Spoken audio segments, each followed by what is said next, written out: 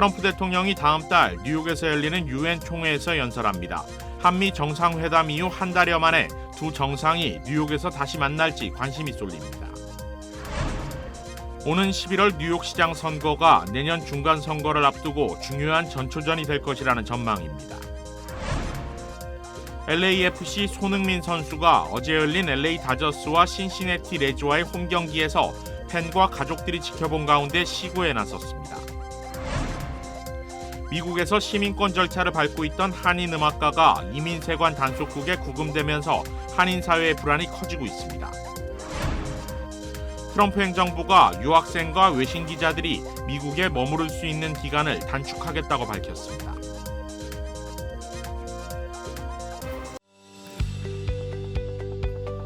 메디케어는 매년 건강보험을 5점 만점으로 평가합니다. 2025년 에스티바 헬스는 캘리포니아에서 4점 이상 받은 우수한 건강보험 중 하나입니다. 에스티바 헬스 가입하셔서 많은 혜택을 누리세요. 자세한 내용은 지금 바로 1888-688-8584로 전화주세요.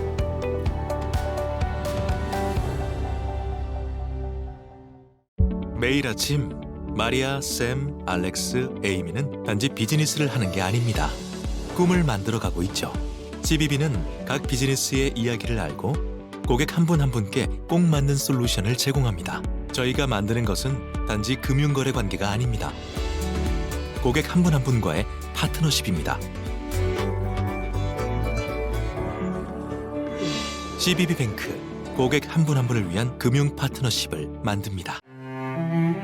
가족을 사랑하는 마음이 같아서,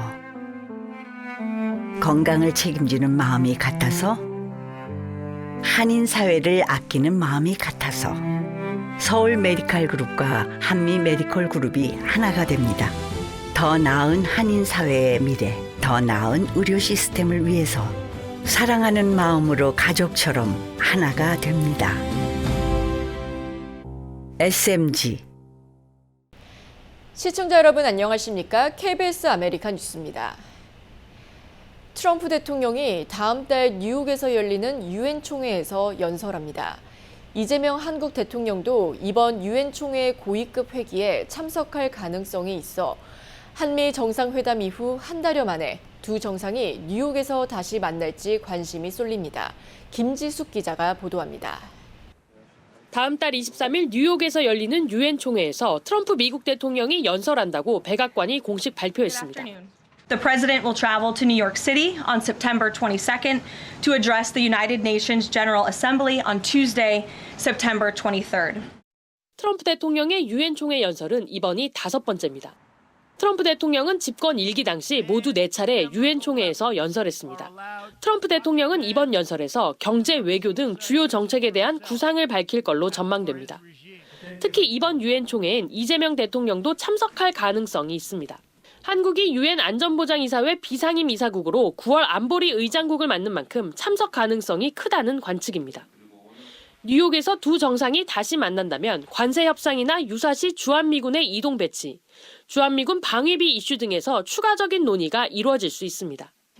한미 간 민감한 현안들이 구체화되지 않은 상황에서 앤디 김 미 연방 상원 의원은 주한미군의 전략적 유연성을 확보하면서 한반도 방어를 도울 수 있다고 주장했습니다. We can have strategic flexibility while also having extended deterrence. We can assure the Korean Peninsula of and ensure South Korea of deterrence. 인도태평양 지역의 안보 환경 변화로 전략적 유연성이 불가피한 측면이 있다는 입장을 밝힌 걸로 풀이됩니다. 다만 김 의원은 한미 간 합의가 이루어지지 않는 한 주한미군 병력 규모를 트럼프 행정부가 일방적으로 변경해선 안 된다고 거듭 강조했습니다. 워싱턴에서 KBS 뉴스 김지숙입니다. 트럼프 대통령이 오늘 지금의 위대한 성공을 바탕으로 중간선거에서 크게 승리할 태세라며 내년 11월 중간선거에서 공화당이 승리할 것이라고 주장했습니다. 트럼프 대통령은 소셜미디어 트루스 소셜에 올린 글에서 공화당은 지금 아주 잘하고 있다면서 수백만 명의 국민들이 미국을 다시 위대하게라는 우리의 여정에 동참하고 있다며 이같이 밝혔습니다. 또 정치자금 15억 달러를 모금해 민주당보다 더 많은 자금을 모으고 있고 바이든 행정부에서 이뤄진 국가 파괴적 실수를 바로잡는 일들을 훌륭하게 해내고 있다고 강조했습니다. 또한 중간선거 직전에 공화당이 전당대회를 개최하도록 권고할 생각이라며 이는 전례가 없는 일이라고 밝혔습니다. 정당의 전당대회는 통상 대선이 있는 해 대통령 후보 지명을 위해 개최됐지만 트럼프 대통령이 중간선거 직전에 전당대회를 열자고 말한 것은 정치적 자신감을 피력하며 지지층 결집 효과를 노린 것으로 해석됩니다. 올해 치러지는 뉴욕시장 선거가 내년 중간선거의 중요한 전초전이 될 것이라는 전망입니다. 최대 도시 선거라는 상징성은 물론 트럼프 행정부와 공화당에게 다소 불리한 중간선거에 필승 전략이 걸려 있다는 점에서 관심이 쏠리고 있습니다. 윤범수 기자가 보도합니다. 캘리포니아주와 함께 대표적 블루 스테이트인 뉴욕. 뉴욕시 역시 LA와 마찬가지로 사실상 민주당이 장악하고 있는 도시입니다. 올해 뉴욕시장 선거는 현재 4파전으로 치러지고 있는데 3명이 민주당 출신입니다. 경선을 통해 민주당 유권자들이 공식 선출한 후보는 조란 맘다니 뉴욕주 하원의원입니다. 민주사회주의자 소속의 30대 인도계 정치인은 현재 각종 여론조사에서 40%대의 지지율로 1위를 달리며 올해 11월 선거에서 당선이 유력하게 점쳐지고 있습니다. 문제는 워낙 급진 성향의 후보로 분류되다 보니 당내에서도 반대 목소리가 적지 않다는 점입니다. 오늘도 맘다니 후보는 트럼프 행정부의 다양성 정책 폐지에 항의하는 시위에 참석했는데 트럼프 대통령은 물론 월가 부유층까지 공격했습니다. In the wealthiest country in the history of the world, as we stand here by Wall Street, where last year they had more than $40 billion in bonuses. We ask ourselves, how is it that 1 in 4 New Yorkers are still living in poverty? 나머지 2명의 민주당 출신 유력 정치인들은 블루 유권자들의 선택을 받지 못하고 있는 상황입니다.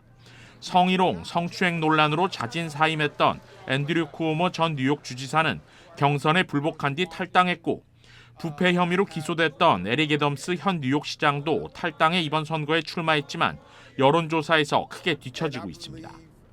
이런 가운데 트럼프 대통령의 시선은 의외로 공화당 후보가 아닌 민주당 탈당 주자들에게 향해 있습니다. 기자들 앞에서 쿠오모 주지사가 선거 레이스에 남아야 한다고 발언하고 지난 대선 기간 중에는 애덤스 시장의 사면 가능성도 언급했습니다. 정치 전문가들은 트럼프 대통령이 특정 후보에 대한 공식 지지 선언을 하진 않았지만 다분히 의도한 행동으로 보고 있습니다.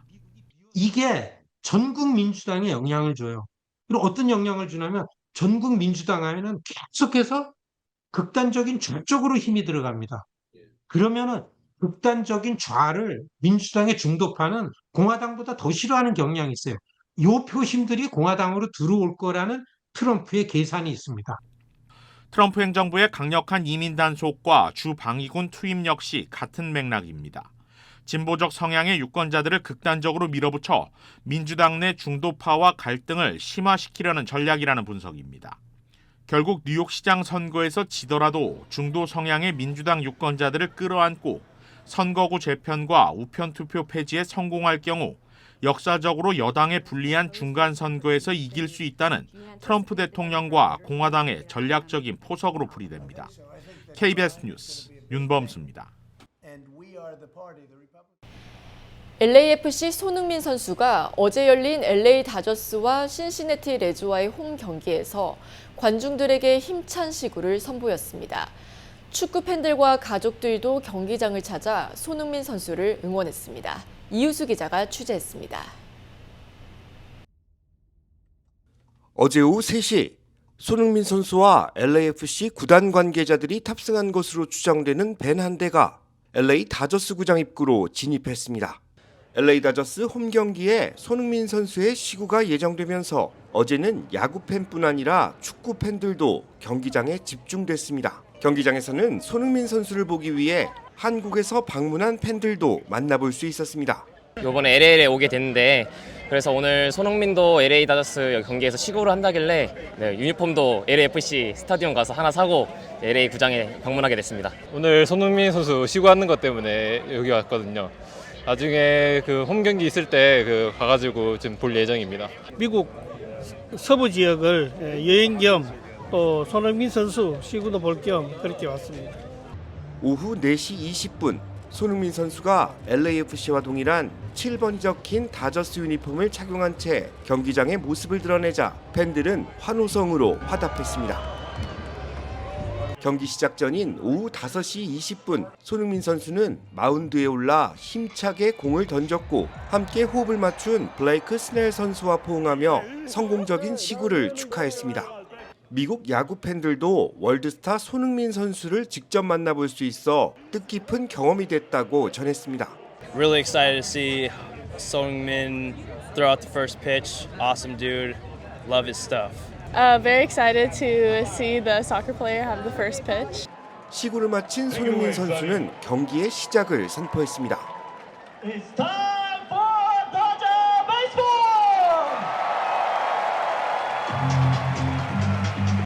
LA 다저스 프레디 프리먼 선수와 유니폼 교환을 마친 손흥민 선수는 데이브 로버츠 감독과 가볍게 인사를 나눈 뒤 관중석으로 자리를 옮겼는데 이 과정에서 손흥민 선수의 사인을 받기 위한 축구 팬들의 모습도 볼 수 있었습니다.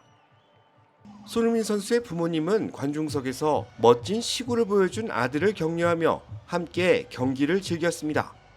팬들 역시 멋진 시구를 보여준 손흥민 선수를 격려하며 미국에서도 좋은 성과를 이룰 수 있기를 응원했습니다. 이미 충분히 레전드라서 더 이상 이룰 건 없는 것 같은데 그냥 마지막 월드컵에서도 훌륭한 모습 보여줬으면 좋겠습니다. LA 다저스는 어제 신시내티 레즈를 5대1로 제압하면서 내셔널리그 서부지구 1위를 지켜냈습니다. 지난 월요일 BTS 뷰에 이어 어제 손흥민 선수의 시구가 이어지면서 한류 영향이 경기에도 긍정적인 효과를 가져왔다는 분석도 나오고 있습니다. 손흥민 선수의 시구로 오늘 로스앤젤레스 다저스 구장은 뜨겁게 달아올랐습니다. 손흥민 선수는 다가오는 일요일 홈 데뷔전을 치를 예정입니다. 로스앤젤레스 다저스 구장에서 KBS 뉴스 이우수입니다. 전 여자친구를 일주일 동안 감금하고 성폭행한 혐의로 경찰에 체포된 유명 한인 음악 프로듀서에게 항소심에서도 징역 22년이 선고됐습니다. 항소법원이 징역형 원심을 유지한 겁니다. KBTV 전상희 기자입니다. 신 씨는 내슈빌 자택에서 여자친구 A 씨를 7일간 감금하면서 흉기로 수차례 때리고 성폭행한 9건의 혐의로 2019년 3월 기소됐습니다. 1심에서 배심원은 혐의 6건에 대해 유죄 판결을 내렸고 이후 2023년 2월 징역 22년의 중형을 선고받았습니다. 그러나 신 씨는 피해자가 억울하게 누명을 씌웠다며 항소했습니다. 사법기관 수사에 협조하는 범죄 피해자에게 시민권 취득 기회를 주는 유후 비자를 누리고 위증했다는 주장입니다. 톰 그린홀츠 판사는 피해자가 한국으로 자진 귀국했으며 유후 비자 신청을 목적으로 변호사를 선임했다는 증거가 전혀 없다고 반박했습니다. 경찰에 따르면 사건 당시 신 씨는 전 여자친구를 감금해 발로 차고 청소기로 때린 것은 물론 청소기 줄로 목을 수초간 조르기도 했습니다. 또 피해자의 옷을 모두 벗긴 후 끌고 다니며 때리고 머리를 유리컵으로 내리쳐 치아가 부서지기도 한 것으로 밝혀졌습니다. 피해 여성은 신 씨를 안심시키고 행인에게 도움을 청해 인근 병원으로 갔으며 병원에서 신고를 받은 경찰이 신 씨를 체포했습니다. 신 씨는 이전에도 가정폭력 전력이 있다고 경찰은 밝혔습니다. 신 씨는 CCM 프로듀서로서 마이클 W. 스미스, 돈 모엔 등 세계적인 가수들과 협업했으며 제이슨 브라즈, 케이시 머스그레이브스 등 유명 팝스타와도 작업해 이름이 알려진 인물입니다. KBTV 뉴스 전상입니다. 이어지고 있다. 내 손에서 가능성으로 이어지고 있다. 가능성이 도전으로 이어지고 있다. 도전이 성공으로. 패시비의 능력이 나의 능력으로. 내가 만난 새로운 능력. 피시빌리티 PCB뱅크. 미국에 장기 체류해온 한인이 이민 세관 단속국에 구금되면서 한인 사회의 불안이 커지고 있습니다. 더 힐 등에 따르면 유타주에서 거주해온 한인 바이올리니스트 37살 존 신 씨가 지난주 콜로라도주에 머무는 동안 이민 세관 단속국에 체포, 구금됐습니다. 10살 때 미국으로 이주한 신 씨는 유타에서 초중고교와 대학을 모두 다니며 삶의 대부분을 보냈습니다. 동반 가족 비자로 입국했던 신 씨는 부친 사망 후 서류 미비 청소년 추방 유예 다카 프로그램을 통해 체류 자격을 인정받다가 이후 미국 시민권자와 결혼해 시민권 취득 절차를 밟던 중이었습니다. 신 씨의 변호인은 신 씨가 지난 2019년 음주 또는 약물로 인한 운전 능력 저하로 적발돼 단속 전력 때문에 구금된 것으로 보인다고 설명했습니다. 트럼프 행정부가 유학생과 외신 기자들이 미국에 머무를 수 있는 기간을 단축하겠다고 밝혔습니다.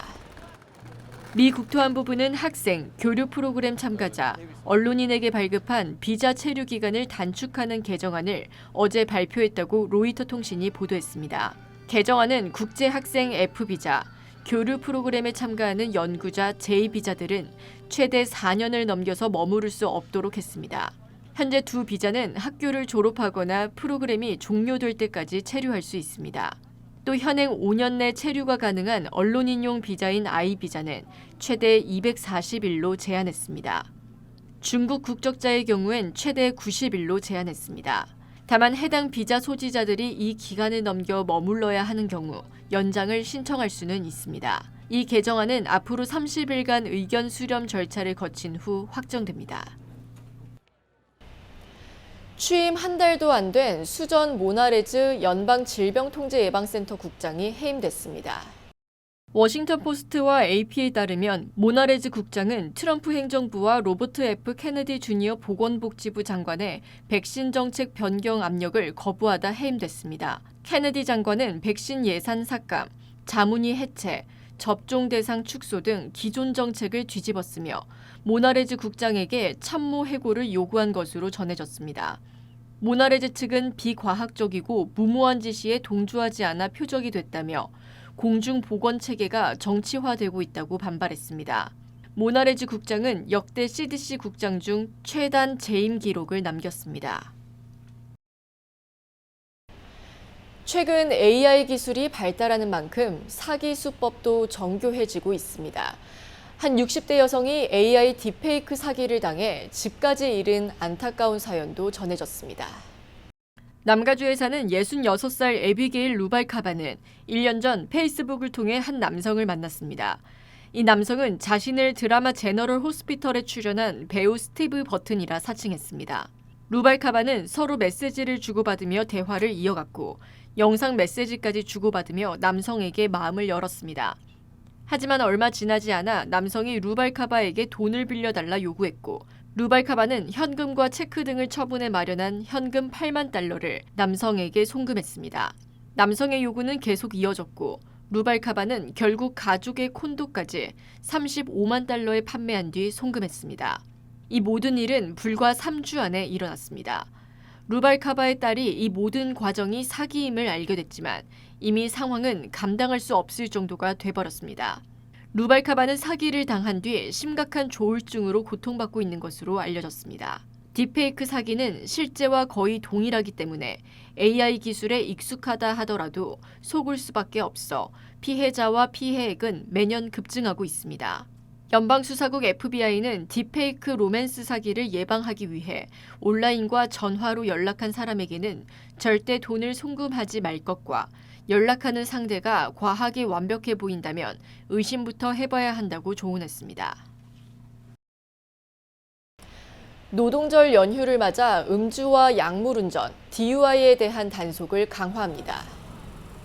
LA 경찰국과 LA 카운티 셰리프국, 캘리포니아 고속도로 순찰대 CHP 등 치안당국은 내일부터 9월 1일 자정까지 관할 지역별로 음주와 약물운전자는 물론 교통위반자 적발을 위한 순찰 단속을 대대적으로 강화할 예정이라고 밝혔습니다.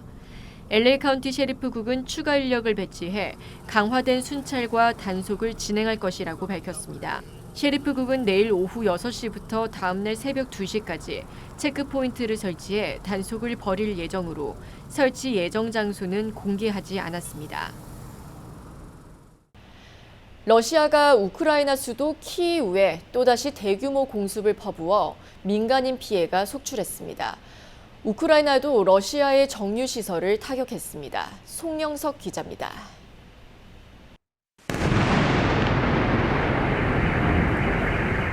도심 주택가에 큰 폭발이 일어납니다. 러시아는 600대 가까운 드론 등을 동원해 우크라이나 수도 키이우를 집중 타격했습니다. 건물 약 100채가 파손됐고 어린이 4명을 포함해 최소 19명이 숨졌습니다. 외신들은 종전 협상이 지지부진한 가운데 몇 주 만에 벌어진 대규모 키이우 공격이라고 전했습니다. 키이우 주재 유럽연합 대표부와 영국 문화원도 피해를 봤습니다.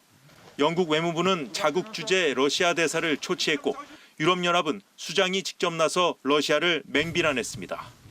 It was an attack also on our delegation. 2 missiles hit in a distance of 50 meters of the delegation within 20 seconds.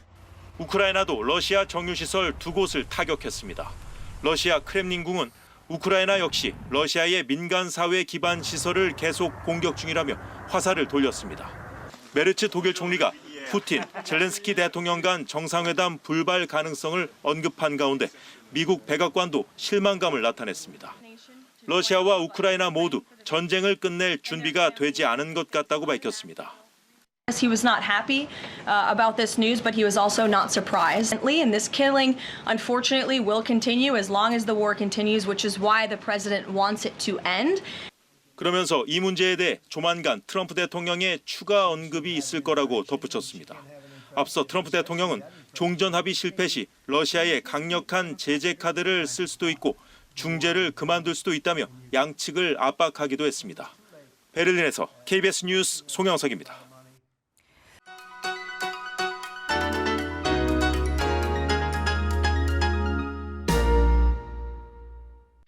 주식시장은 오늘도 상승했습니다. 8주 만에 3일 연속 오른 건데요. S&P 500은 이틀 연속 사상 최고치를 경신했습니다. 반면 내스닥은 오늘 3대 지수 중 가장 크게 상승했지만 2주간 새로운 최고치는 기록하지 못했습니다. 또한 오늘 상대적으로 뒤처진 다우존스는 3대 지수 가운데 유일하게 자칫하면 이번 주를 하락한 주로 마무리할 가능성을 보였습니다. 결국 3대 지수가 같은 날 동시에 사상 최고치를 돌파하는 장면은 8개월째 실현되지 않은 건데요. 2분기 GDP 잠정치는 예상치를 웃돌았고 신규 실업수당 청구 건수는 예상보다 줄어 긍정적인 신호를 보였습니다. 하지만 엔비디아는 실적 발표 후 약세로 돌아섰습니다. 다만 우려했던 것과 달리 장에 미치는 영향력은 미미했고 투자 심리가 팔자 쪽으로 급격히 쏠리는 상황도 발생하지 않았습니다. 개장 초 엔비디아는 1.58%까지 올라 지난 12일 기록했던 사상 최고치에서 불과 1센트 모자란 지점에 도달했다 약세로 꺾였습니다.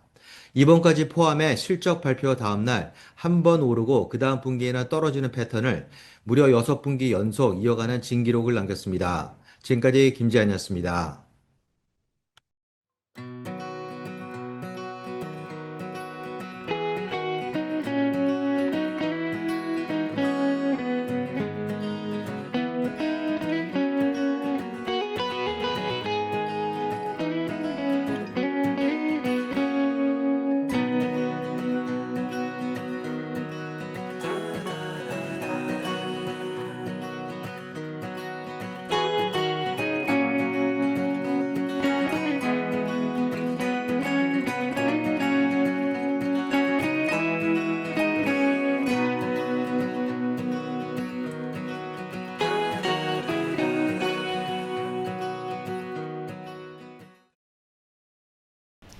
KBS 아메리칸 뉴스 마칩니다. 시청해주신 여러분 고맙습니다.